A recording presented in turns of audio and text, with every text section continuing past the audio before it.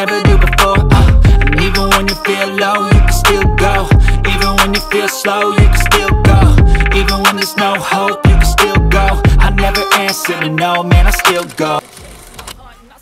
Ya, di saat timnas Indonesia memiliki pemain kelas Eropa seperti Jay Itzes, Emil Alderweireld, Miss Hughes, hingga Kevin Dix dan sederet nama lainnya yang bermain di Eropa.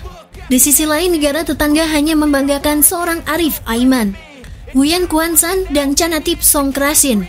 Sejauh inikah timnas Indonesia saat ini? Coba bayangkan, saat timnas Indonesia bisa menurunkan pemain-pemain yang merumput di Eropa. Negara-negara tetangga kita masih sibuk membanggakan nama-nama yang itu-itu saja. Arif Aiman, oke, dia memang berbakat, tapi dia masih bermain di liga lokal Malaysia. Nguyen Xuan San, pemain naturalisasi Vietnam asal Brazil ini sempat dibangga-banggakan fansnya karena menjadi top skor di Piala AFF Senior kemarin lalu.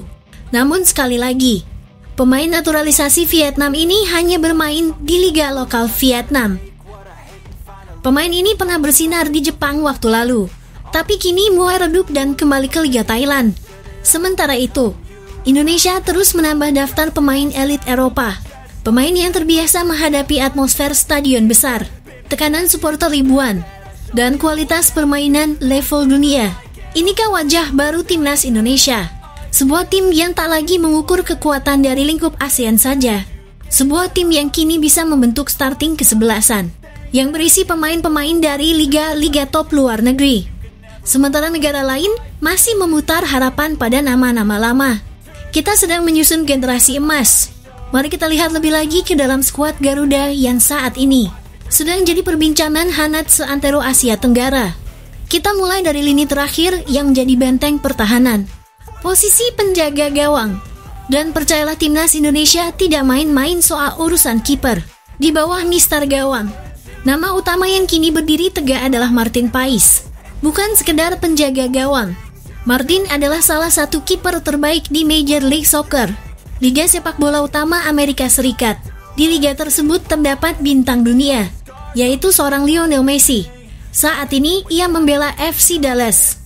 Dan bukan cuma menjadi pemain inti, ia bahkan pernah dipercaya mengenakan ban kapten. Sebuah bukti bahwa kepemimpinan dan kualitasnya tidak diragukan.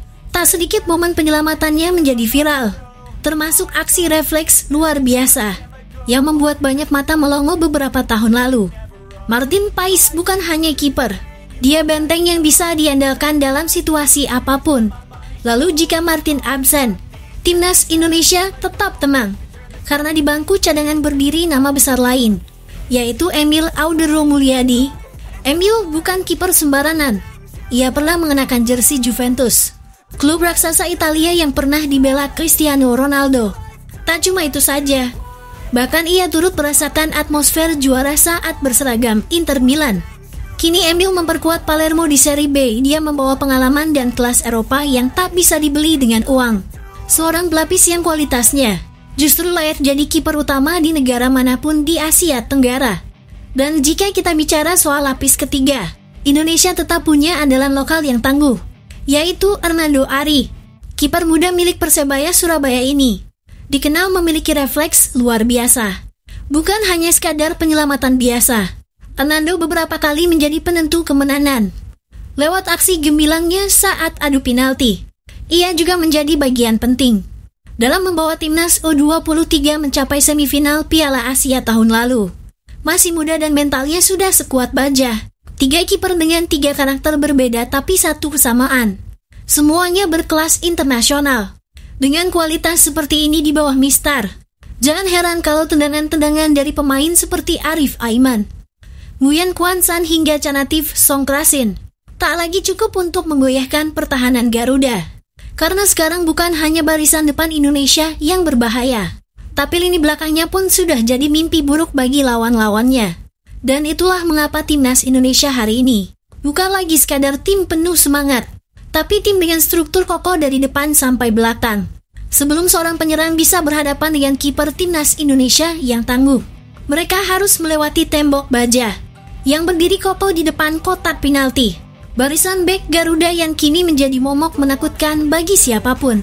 Di lini pertahanan, Indonesia punya nama-nama besar yang tak hanya kuat secara fisik, tapi juga cerdas secara taktik. Salah satu sosok sentralnya adalah Jay Idzas, bek tengah jangkung yang kini jadi andalan, sekaligus kapten di klub Serie A Italia, Venezia. Tak sembarangan performa impresifnya membuat klub-klub raksasa seperti Juventus hingga AC Milan dikabarkan mengincarnya. Jay Idzas bukan cuma tembok yang kokoh, ia adalah pemimpin yang tenang dan tahu kapan harus bertahan dan kapan harus membangun serangan dari bawah.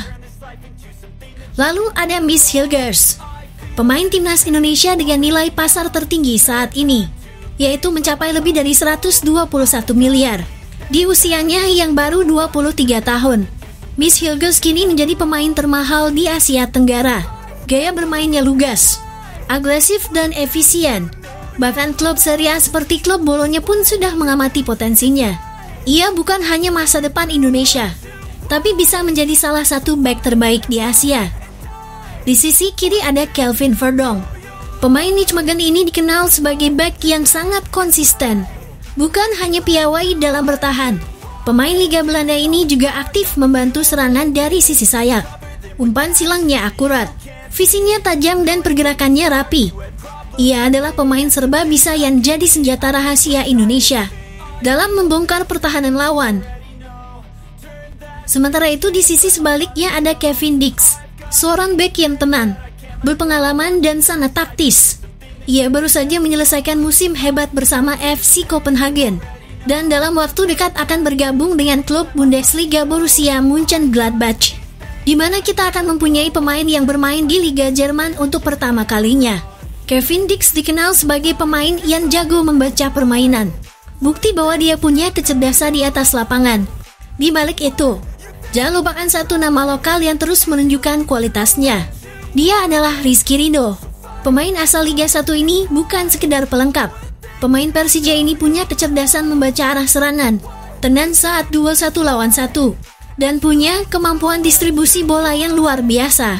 Ia adalah satu-satunya bek lokal yang mampu bersaing ketat dengan pemain-pemain Eropa di timnas. Tak berhenti di situ saja, kedalaman skuad Indonesia semakin mengerikan. Dengan pelapis sekelas Saina Patinama, Justin Hubner, Sonny Walsh hingga Jordi Amat. Meski mereka hanya menjadi pelapis, mereka menjadi cadangan mewah yang bisa masuk kapan saja, tanpa menurunkan kualitas permainan. Dengan barisan pertahanan seperti ini, bukan hal berlebihan jika kita katakan bahwa lini belakang timnas Indonesia saat ini adalah salah satu yang terbaik di kawasan Asia Tenggara. Mungkin bahkan mulai layak disandingkan dengan tim-tim kuat di level Asia. Kalau kita bicara lini tengah timnas Indonesia hari ini, satu kata yang tepat untuk menggambarkannya, yaitu menakutkan. Di posisi sentral, berdiri sosok yang kini dijuluki sebagai Profesor Lapangan Tengah, yaitu Tom Haye. Bukan tanpa alasan ia disebut seperti itu. Visi bermainnya luar biasa. Umpannya presisi dan keputusannya hampir selalu tepat. Setiap bola yang melewati kakinya seolah memiliki mata langsung menuju ke kaki striker atau menyisir ke sisi sayap tanpa celah. Ia bukan sekadar gelandang, tapi otak dari permainan Indonesia.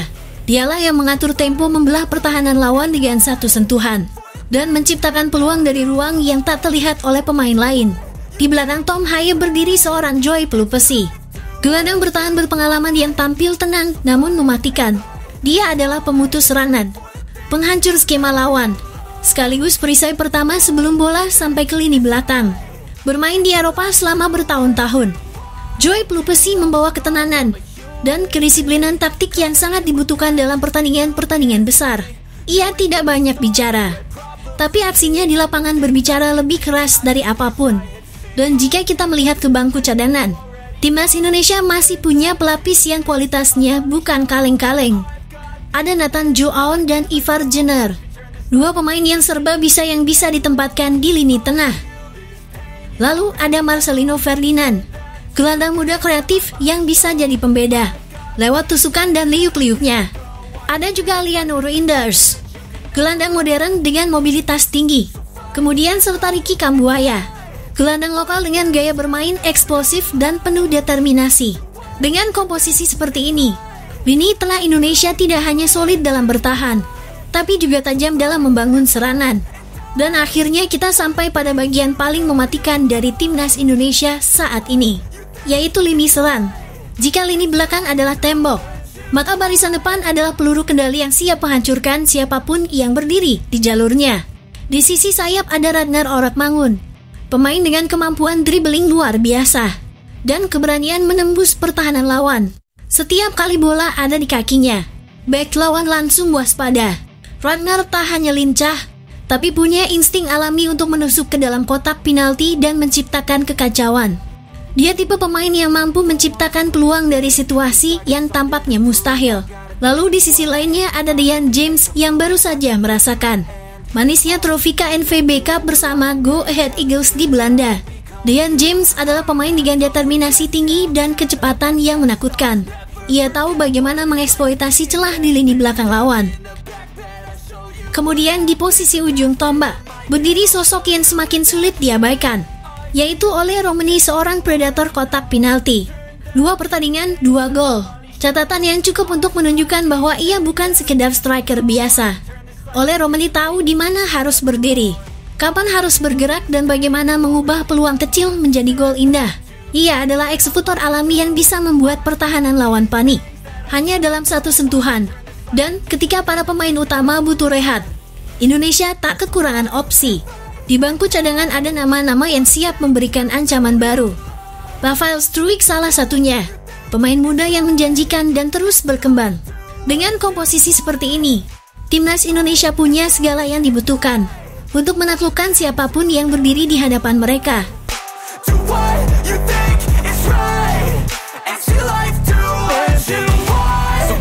All the scars, I'm a human being. Cover them with tattoos so you can't see.